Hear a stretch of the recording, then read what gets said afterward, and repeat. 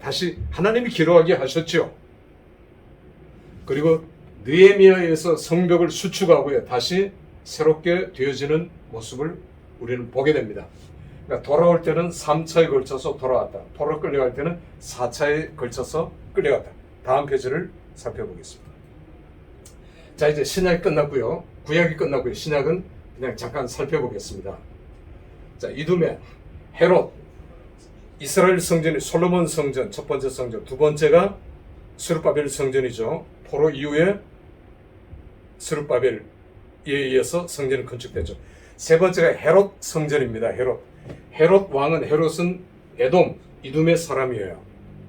그런데 유대인들에게 환심을 얻기 위해서 유대인들이 제일 귀하게 중요시 여기는 성전을 건축했어요. 스룹바벨은 나무로 지었기 때문에 형편없고, 이게 오래돼서 다 이제 뭐 비세고 형편없죠. 이걸 부셔뜨리고 헤롯 성전은 60년간에 걸쳐서 조금씩 돈도 많이 들었지만 유대인들의 환심을 사기 위해서 그렇게 한 겁니다. 그러니까 헤롯은 원래 이둠의 사람, 에돔 사람이죠. 자, 그런데 시저, 로마 제국의 창시자 시저가 클레오파트라하고 힘을 합쳤고, 이제 그 시저가 이 해변에서, 이 지중해 악티움이죠. 악티움 해전이라고 하죠. 이 악티움 해전을 벌입니다. 그때 그 시저는 죽고요. 시저의 양아들 옥타비아누스, 나중에 아우구스투스가 되죠. 옥타비아누스와 로마의 유명한 장군 안토니우스가 둘이 싸워요. 악티움 해전에서. 운명을 건 한판이 벌어집니다. 그런데 안토니우스는 아까 그 시저도 클레오파트라고 손잡았다 했지만 클레오파트라고 역시 손잡았어요. 그리고 이 전투에서 헤롯이 누구를 후원하고 돕느냐 하면 옥타비아누스를 돕습니다. 그리고 옥타비아누스가 이겨요. 안토니우스는 도망가서 죽습니다. 클레오파트는 자살하고 해요. 그래서 헤롯이 이 옥타비아누스를 로마에 찾아가서 자기가 죽거든 자기 자식들에게 땅을 나누어 주시오, 분봉왕이 되게 해 주십시오 라고 부탁을 합니다. 그래서 이제 아우구스투스가 그 요청을 들어주죠. 그래서 분봉왕이 생겨나게 되는 겁니다. 자, 그 다음 장면을 한번 살펴보도록 하겠습니다. 지명 이름이 이제 라틴식 지명인데 베사다고요, 가버나움이고요, 갈릴리 호수에 가버나움이 제일 유명해요. 예수님은 여기서 제자들을 대부분 제자 삼으셨고요. 여기서 이제 레위, 또 이제 유다, 대부분 제자들을 제자 삼았습니다. 베드로의 집이 여기 있어요. 더 피터스 하우스라 해가지고 갈릴리 호수가 다 내려다 보이는 전망대가 베드로 집 위에 있어요. 베사다에서 오병이의 기적을 일으켰죠. 이 중간에 있는 티베리아는 로마의 세 번째 황제, 이제 시저, 그리고 아우구스투스, 티베리우스입니다. 티베리우스의 이름을 따서 티베리우스. 굉장히 오래된 도시고, 여기에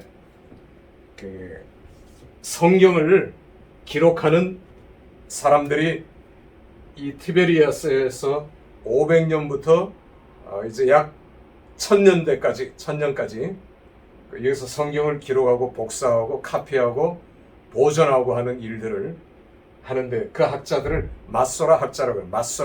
마소라라는 말은 전통이라는 말인데, 마소라 학자들 수백 명이, 저는 이 도서관에 가봤습니다만 감동을 많이 받았어요. 그래서 그건 AD입니다. AD 500년경부터 1000년에 이르기까지 500년 동안 이 사람들이 히브리어에 부점도 찍고 그 모음도 붙이고 해서 완벽한 히브리어, 죽은 히브리어를 다시 살려내요. 이게 마소라 학자들의 가장 큰 공로입니다. 아무리 강조해도, 아무리 칭찬해도 부정함이 없어요. 이 사람들이 없었다면. 여러분, 오늘도 이렇게 보면 선교사들 중에 번역 선교사가 있어. 성경 번역 선교사. 참 귀한 사람들입니다. 성경을 번역해서 그 나라의 복음을 전하는 그 사람들이 중국 55개 소수민족 한두 개 빼고는 다 번역했어요. 그러니까 중국 55개 소수민족에게도 성경이 다 들어간답니다. 이게 번역 선교사들 때문에 그런 거예요. 우리가 그냥 복음만 전하는 선교사가 아니라 교사 선교사도 있고 집 짓는 선교사도 있고 우물 파는 선교사도 있고 성경을 번역하는 선교사도 있어요. 맞소라 참 이 학자들은 이 사람들 때문에 오늘 우리가 히브리어를 쓰고 있고 유대인들도 히브리어를 쓰고 있는 거예요. 자, 여기 보면 가나하고 나사렛이고 세포리스인데 세포리스가 왜 중요하냐 하면 로마의 북부 지방 갈릴리 지역의 수도예요. 수도. 세폴리스라는 말, 폴리스는 도시라는 말이죠. 도시. 그 라틴어로 도시. 그래서 여기에 이제 그 로마식 도로, 저희 여기 가봤습니다. 로마식 도로와 뭐 왕궁 이런 것들이, 여러분 왜 옛날에 패션 오브 크라이스트라는 유명한 영화의 주무대가 여기에요. 나사렛하고 한 4km 정도밖에 떨어져 있지 않아요. 그러니까 여기 예수님 어릴 때부터 자라면서 아버지가 나사렛은 일감이 없어요. 인구 200명도 안 되는데 주로 이제 목수들은 포리스에 가서 사방의 목수들이 여기서 일합니다. 예수님이 어릴 때 반란을 일으킨 사람들 1000명 정도가 십자가에 다 매달았어요. 포리스 양쪽 길에. 어릴 때 예수님은 그걸 봤을 겁니다. 또 십자가 만드는 건 목수가 해야 되잖아요. 그 일에 참여 분명히 했을 겁니다. 우리가 유추해서 가지만.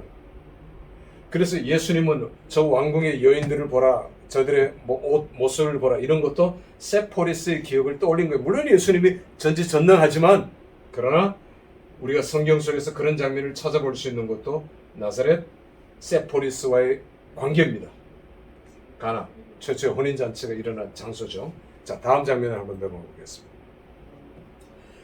이스라엘에 두 개의 스프링이 있어요. 하나는 단입니다. 단. 텔단이라고 그러죠. 텔은 언덕이라는 말이고 단은 단지파. 단지파가 여기까지 올라와서 그 아주 순전한 사람들 다 내쫓고 여기를 차지하고 우상을 만들어놔서 우상 숭배. 여기 물이 흘러 들어가지고 그 이제 갈릴리로 들어가는 겁니다. 그러니까 갈릴리의 수원지예요. 또 하나는 가이사라 빌립보입니다. 두 개 스프링이에요. 가이사라 빌립보에도 물이 막 흘러내려와요. 오늘날 가장 유명한 이스라엘 사람들이 꼭 가고 싶어하는 그런 휴양장소, 휴양지가 여기에요. 참 저도 여기 가서 감동을 받았습니다. 왜냐하면 중동 전체가 다 사막이잖아요. 다 사막. 여기만 물이 펑펑펑펑 솟아나요. 어마어마한 물이 솟아나요. 그래서 여러분 여기를 보면은 예수님께서는 제자들을 데리고 여기를 가셨어요. 가이사라 빌립보입니다. 이 가이사라 빌립보, 여기에 요단강의 근원이 흐르는 동굴 안에서 물이 솟아나와요. 옛날에는 더 많은 물이 솟아나왔겠죠. 지금은 물이 메말라 버렸어요. 그러니까 여기서 각종 우상의 그 행위들이 펼쳐지는 겁니다. 신비하죠? 동굴 속에서. 다음 그림입니다. 동굴 속에서 물이 흘러나오니까요. 이 동굴 속에서. 여기서 예수님이 물으셨죠. 마태복음 16장입니다. 사람들이 나를 뭐라 하느냐? 선지자 엘리야. 뭐 여러 가지 얘기합니다. 예수님 물으셨죠. 너희는 나를 누구라 하느냐? 주는 그리스도 살아계신 하나님의 아들입니다. 고백하잖아요. 그러니까 여기 우상의 숭배하고 우상의 총본부인 이곳에 예수님은 제자들을 데리고 수학여행 간 거예요. 그러니까 헐몬산의 맨 아래입니다. 아까 지도를 보면 헐몬산의 밑에 부분에서 물이 흘러내리고요. 그 물이 들어갔다가 여기서 다시 터져 나오는 거죠. 신비한 거죠. 자, 그 다음 장면 한번 볼까요? 자, 데드시죠. 사해입니다. 여매라고도 얘기하는. 여기 여리고 예루살렘 쿰난을 제가 얘기하고 싶어요. 쿰난 공동체는 여기 유대 광야 중에서 제일 중요한 곳. 오늘날 발굴된 것은 쿰난 공동체 10분의 1 불과해요. 그러니까 세례 요한은 부모가 일찍 죽고 나이 많아 친척들에 의해서 쿰난 공동체에 들어갔어요. 여기서 길러졌어요. 들어갈 곳은 여기밖에 없어요. 성경에는 누가복음의 2장 유대 광야라고 되어 있지만 유대 광야에 있을 곳은 쿰난 공동체가 유일한 겁니다. 그리고 쿰난 공동체에서 훈련받고 오늘날 그 쿰난 이제 그 성지순례 할 때 쿰난에 가면은 거기에 영상을 보여주면서 우리들 중에 배신자가 하나 있는데 그 사람이 세례 요한인데 도망쳐서 못 베어 죽었다. 이렇게 얘기를 해요. 안타깝죠? 그게 아니고 쿰난 공동체에서 파송한 선교사예요. 쉽게 말하면. 그래서 세례 요한이 세례를 주고 이 모든 것들이 쿰난 공동체에서 그대로 했던 거예요. 메시지도 마찬가지고요. 그 쿰난 공동체입니다.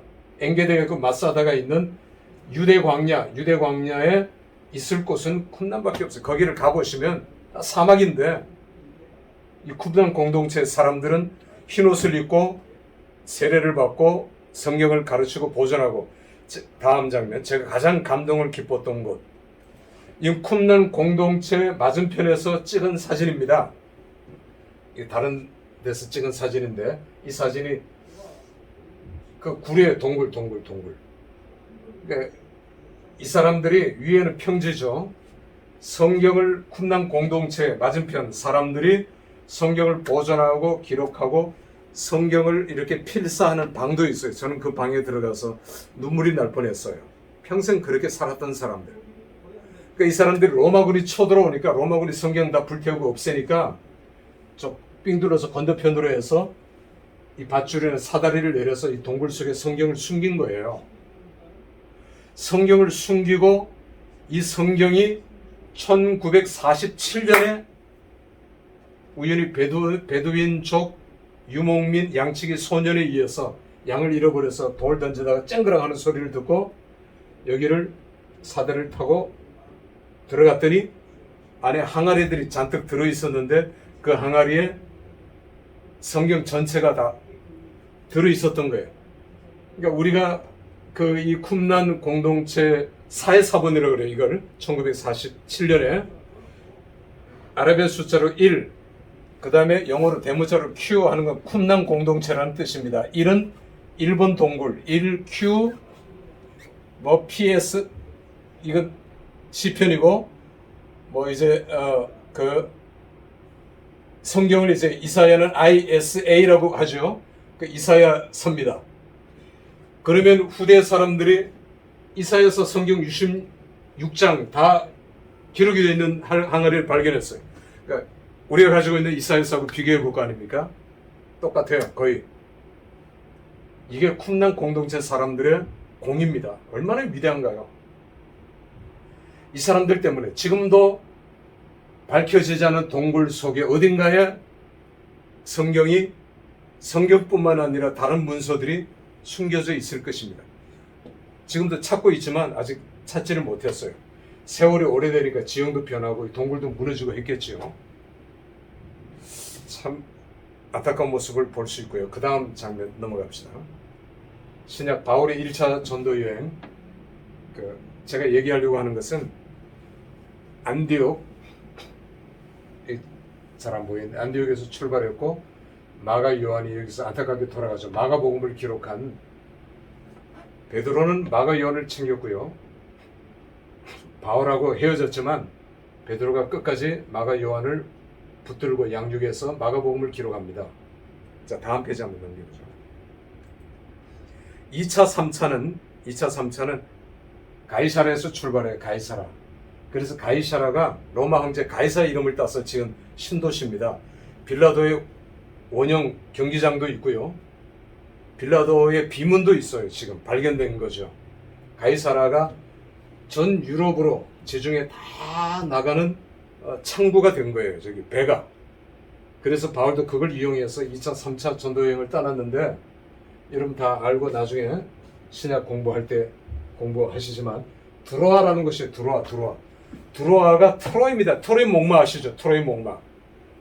그 이제 고대 그 아가멤논하고 이쪽에 트로이 왕자하고 싸울 때 목마를 버리고 간 그것이 트로이예요. 드로아. 이 드로아에서 바울은 기도하다가 마게도니아의 환상을 본 겁니다. 유럽 우리를 와서 도와달라. 참 아이러니컬하죠. 이게 드로아예요. 트로이 드로아. 거기서 바울은 건너편으로 넘어갑니다. 빌립보 이쪽으로 베레아 마게도니아. 오늘날의 이제 그리스죠. 그리스 두 개로 나누죠. 위쪽은 마게도니아, 남쪽은 아가야. 그래서 아가야 지방 이렇게 나옵니다. 고린도 여기 오늘날 해협이 있고요. 운하가 있죠. 운하. 자, 이렇게 다시 돌아오는 길 건너와서 에베소에서 돌아오게 됩니다. 바울의 로마행 다음 페이지 보죠. 바울은 역시 예루살렘에서 거쳐서 가이사르를 거쳐서 와서 풍랑을 만나서 앞에서 로마로 들어가죠.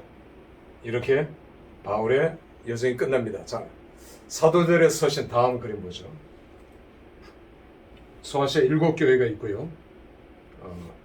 저 교회 대표적인 교회들이죠. 대표적인 그 외에도 수많은 교회들이 있었어요. 7교회만 있었던 것은 아닙니다. 수많은 교회들이 바울에 의해서 세워졌죠. 위대한 사도 바울. 자, 다음 마지막 그림입니다. 오늘날의 지도예요. 이집트가 있고 시나이 반도 여기 있고요. 이스라엘의 네게부는 성경에는 남방으로 번역됩니다. 남방은 네게부예요. 남쪽. 여기 에시온 게벨 에일라시죠. 여기부터 왕의 대로가 쭉 이어지죠. 국경도 이렇게 됩니다. 그런데 페트라는 오늘 요르단에 있고요. 요르단이 사우디에게 요걸 얻고 땅을 바꿨어요. 그런데 바꾼 땅에서 석유가 엄청 나와서 요르단은 중동 지역의 유일한 비산유 국가예요. 사우디는 세계 1위죠. 지금 가자지구고요. 가자지구. 그 다음에 여기는 서한지구라고 합니다. 자치구역인데 늘 여기서 로켓포드를 쏘죠. 제가 간 2019년 12월 마지막 성지순례 때였는데 제가 갔을 때도 수십 발을 쐈어요. 그런데 아이언돔이 다 맞췄습니다. 이 사람은 참 지독한 거예요. 그러니까 이 이스라엘이 우리가 어떤 사람들은 팔레스타인을 두둔하는 사람들도 있는데 원래 땅의 주인은 이스라엘이죠. 하나님이 주신 땅이고 약속한 땅이니까 이 사람들은 나중에 이주해 온 건데 자기들이 주인이라고 서로 지금 싸우고 있잖아요. 그런데 평화협정을 맺고 그렇게 잘 되어져 가면 참 좋은데 이 사람들은 끊임없이 공격합니다.